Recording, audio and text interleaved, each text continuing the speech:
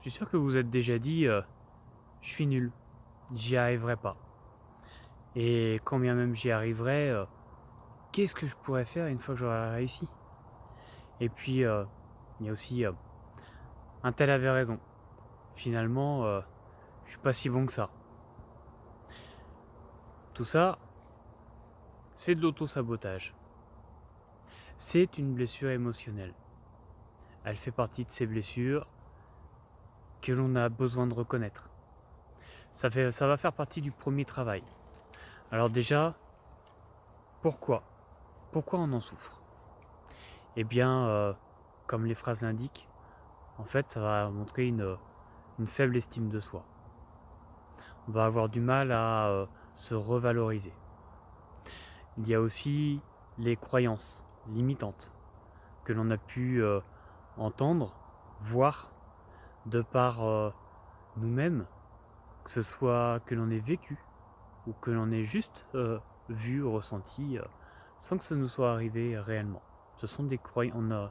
Notre conscient ou même notre inconscient a fait le travail et nous a dit bah voilà ce qui est arrivé, ça peut nous arriver.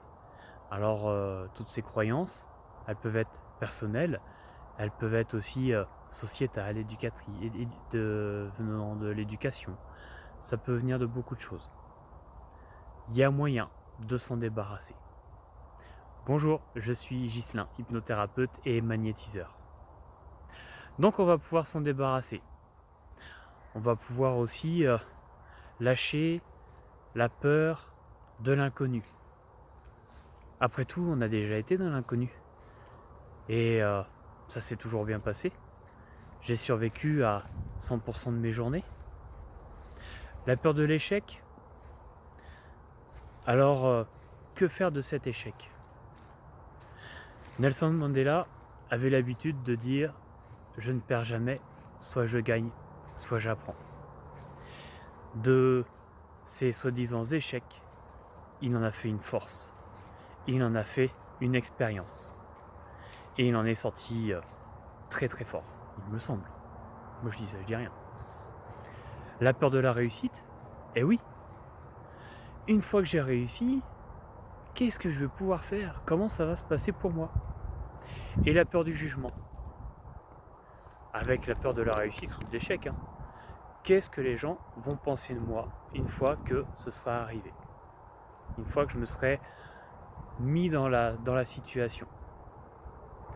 Alors la première chose à faire, comme je vous disais, c'est de reconnaître que vous êtes en situation d'auto-sabotage, que vous vous auto-sabotez.